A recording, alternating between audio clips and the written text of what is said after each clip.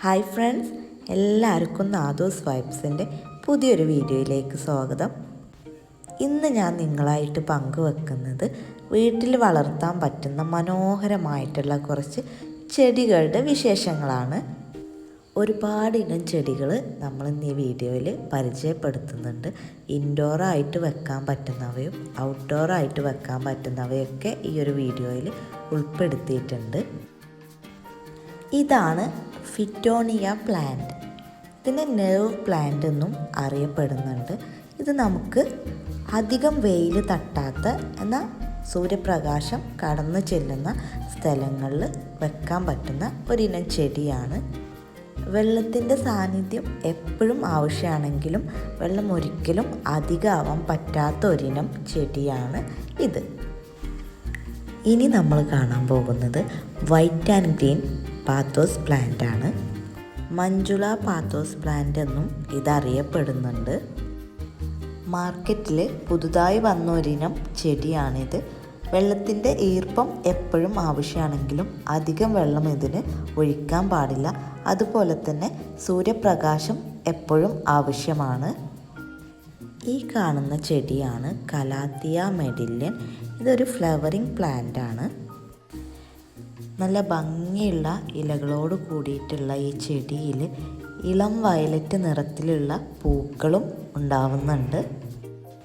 ഈ ചെടിയുടെ പ്രത്യേകത എന്ന് പറയുന്നത് ഇതിൻ്റെ പൂവും അതുപോലെ തന്നെ ഇലയും ഒരുപോലെ ഭംഗിയുള്ളതാണ്. ഈ കാണുന്ന ചെടിയുടെ പേരാണ് അഗ്ലോണിമ. ഇൻഡോറായിട്ട് ഉപയോഗിക്കുന്ന ഒരിനം ചെടിയാണ് അഗ്ലോണിമ എന്ന് പറയുന്നത്. പല വെറൈറ്റീസ് ഓഫ് അഗ്ലോണിമ ഇന്ന് മാർക്കറ്റിൽ അവൈലബിൾ ആണ്. അഗ്ലോണിമയുടെ പരിചരണത്തിൽ നമ്മൾ ഏറ്റവും കൂടുതൽ ശ്രദ്ധിക്കേണ്ടത് ഇതിൻ്റെ പ്ലേസ്മെൻറ്റ് തന്നെയാണ്. അത്യാവശ്യം സൂര്യപ്രകാശം ആവശ്യമാണ്. അതുപോലെ തന്നെ മാസത്തിൽ 2 തവണയെങ്കിലും വളപ്രയോഗം നടത്തണം. എങ്കിൽ മാത്രമേ അഗ്ലോണിമയുടെ ആ ഒരു ഭംഗി നമുക്ക് മെയിൻറ്റെയിൻ ചെയ്യാൻ കഴിയൂ. ഈ ചെടി കലാത്തിയ ഇനത്തിൽപ്പെട്ട മറ്റൊരു പ്ലാന്റ് ആണ്. ഗ്രീൻ ആൻഡ് സിൽവർ കളറിൽ വരുന്ന അതിമനോഹരമായിട്ടുള്ള ലീവ്സാണ് ഈ ചെടിക്കുള്ളത്. ഇൻഡോറായിട്ടും ഔട്ട്ഡോറായിട്ടും നമുക്ക് ഈ ഒരു ചെടി ഉപയോഗിക്കാവുന്നതാണ്. അഗ്ലോണിമയുടെ മറ്റൊരു വെറൈറ്റിയാണ് നമ്മളിപ്പോൾ കണ്ടുകൊണ്ടിരിക്കുന്നത്. അഗ്ലോണിമ ഡാർക്ക് പിങ്ക് പ്ലാന്റ് ആണ് ഇത്. ഇതിനും അത്യാവശ്യം വെള്ളവും അതുപോലെ തന്നെ സൂര്യപ്രകാശവും ആവശ്യമാണ്. ഇത് അഗ്ലോണിമ കമ്മ്യൂട്ടേറ്റം. ഇത് നമ്മൾ സാധാരണ ഒട്ടുമിക്ക വീടുകളിലും ഇൻഡോർ പ്ലാന്റ് ആയിട്ട് ഉപയോഗിക്കുന്നത് കാണാറുണ്ട്. ഇനി നമ്മൾ പരിചയപ്പെടുന്നത് സ്നേക്ക് പ്ലാന്റ് ആണ്. ഒട്ടുമിക്ക സ്ഥലങ്ങളിലും അത്ര അധികം പരിചരണമില്ലാതെ പെട്ടെന്ന് തന്നെ വളർന്നു വരുന്ന ഒരിനം ചെടിയാണിത്. പ്രോപ്പർ കെയറിങ്ങിൻ്റെ ആവശ്യമില്ല എന്നുള്ളതാണ് ഈ ഒരു ചെടിയുടെ പ്രത്യേകത. ഈ പ്ലാന്റിൻ്റെ പേരാണ് ഡ്രസീന പ്ലാന്റ്. നല്ല ഭംഗിയുള്ള ഇലകളാണ് ഈ ഒരു ചെടിയുടെ പ്രത്യേകത എന്ന് പറയുന്നത്. ഇത് നമ്മുടെ കലേഡിയം പ്ലാന്റ് ആണ്. വൈറ്റ് ആൻഡ് ഗ്രീൻ ഷെയ്ഡിൽ മിക്സ്ഡ് ആയിട്ടുള്ള നല്ല ഭംഗിയുള്ള ഹാർട്ട് ഷേപ്പിലുള്ള ലീവ്സാണ് ഈ ചെടിയുടെ ഒരു പ്രത്യേകത. ഈ കാണുന്നത് ജാപ്പനീസ് സെഡ്ജ് ആണ്.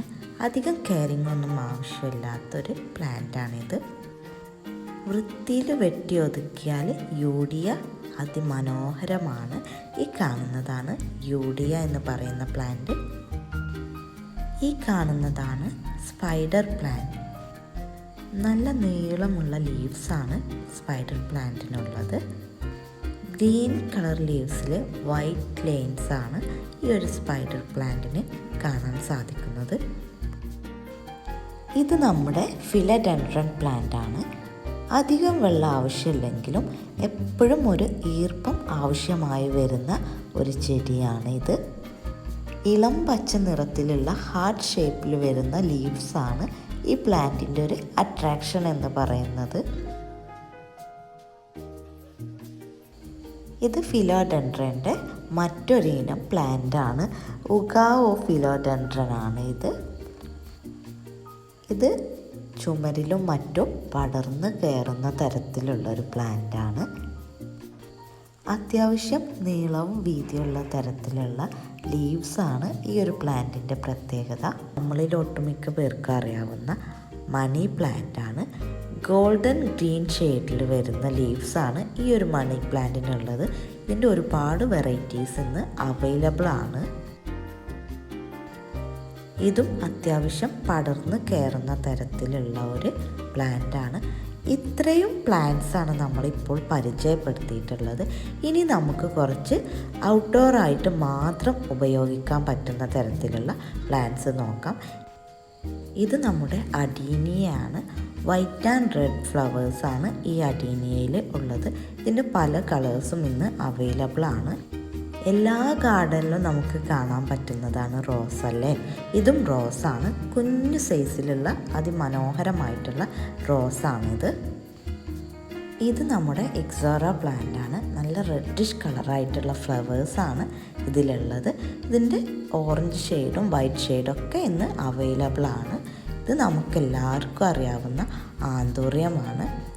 ആന്തൂറിയം നല്ല രീതിയിൽ പുഷ്പിക്കണമെന്നുണ്ടെങ്കിൽ നല്ല പരിചരണം തന്നെ ആവശ്യമാണ്. അപ്പോൾ അതിനായിട്ട് കൂടുതൽ സമയം ചിലവഴിക്കാൻ പറ്റുന്നവർ മാത്രം വാങ്ങിക്കാൻ പറ്റുന്ന ഒരു പ്ലാന്റാണ് ആന്തൂറിയം എന്ന് പറയുന്നത്. ഇതിൻ്റെ white shade, red shade, mini anthurium ഒക്കെ ഇന്ന് അവൈലബിൾ ആണ്. ഈ കാണുന്ന പ്ലാന്റിൻ്റെ പേരാണ് സിങ്കോണിയം. വൈറ്റ് ആൻഡ് ഗ്രീൻ ഷെയ്ഡിലുള്ള ലീവ്സാണ് സിങ്കോണിയത്തിൻ്റെ പ്രത്യേകത എന്ന് പറയുന്നത്. പിങ്ക് കളറിലുള്ള സിങ്കോണിയം ഇന്ന് അവൈലബിൾ ആണ്. ഇത് നമ്മുടെ സ്പൈഡർ പ്ലാന്റിൻ്റെ മറ്റൊരു വേർഷനാണ്.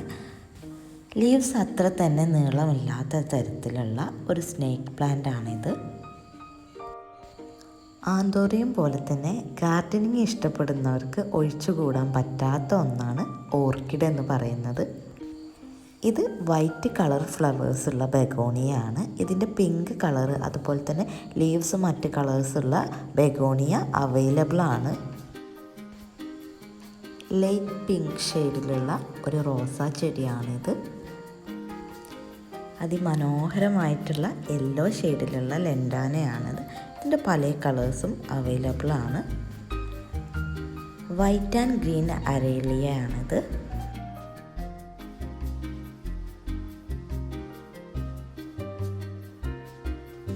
ഇത് നമ്മുടെ റെഡ് റൂബി അല്ലെങ്കിൽ ലിറ്റിൽ റൂബി. നല്ല വൃത്തിയായിട്ട് വെട്ടി ഒതുക്കി വെച്ചാൽ കാണാൻ അതിമനോഹരമായിട്ടുള്ള ഒരു പ്ലാന്റാണ് നമ്മുടെ റെഡ് റൂബി എന്ന് പറയുന്നത്. വെള്ളം മാത്രമേ ഈ ഒരു ചെടിക്ക് അത്യാവശ്യമായി വരുന്നുള്ളൂ. ഇത് നമ്മുടെ ഗ്രീൻ കളറിലുള്ള ബാംബു ഗ്രാസ് ആണ്. ഇതും റെഡ് റൂബിയെ പോലെ അതിമനോഹരമായിട്ടുള്ള പ്ലാന്റ് തന്നെയാണ്. ഇത് നമ്മുടെ സിങ്കോണിയം ഇനത്തിൽ തന്നെ പെടുന്ന മറ്റൊരു ഇനം പ്ലാന്റാണ്. ഡാർക്ക് ഗ്രീൻ കളറിൽ വൈറ്റ് ഡിസൈൻ വരുന്ന ഒരു തരം ലീവ്സാണ് ഇതിനുള്ളത്. ചിരിറ്റ ഇനത്തിൽ പെടുന്ന ഒരു പ്ലാന്റാണിത്. Red flowers ഇതിലുണ്ടാവും. ഇതിൻ്റെ തന്നെ മറ്റ് കളേഴ്സിലുള്ള ലീവ്സുള്ള പ്ലാന്റ്സും അവൈലബിൾ ആണ്. ഇത് നമ്മുടെ അഗ്ലോണിമ ഇനത്തിൽ പെടുന്ന ഒരു തരം പ്ലാന്റ് തന്നെയാണ്. ഗാർഡനിങ് ഇഷ്ടപ്പെടുന്ന എൻ്റെ കൂട്ടുകാർക്ക് ഈ ഒരു വീഡിയോ ഒത്തിരി ഉപകാരപ്രദമായെന്ന് വിശ്വസിക്കുന്നു. വീഡിയോ ഇഷ്ടമായാൽ തീർച്ചയായിട്ടും ലൈക്ക് ചെയ്യാൻ മറക്കരുത്. അതുപോലെ തന്നെ അഭിപ്രായങ്ങൾ രേഖപ്പെടുത്താനും മറന്നേക്കല്ലേ. അപ്പോൾ നമുക്ക് മറ്റു നല്ല വീഡിയോ ആയിട്ട് വീണ്ടും കാണാം.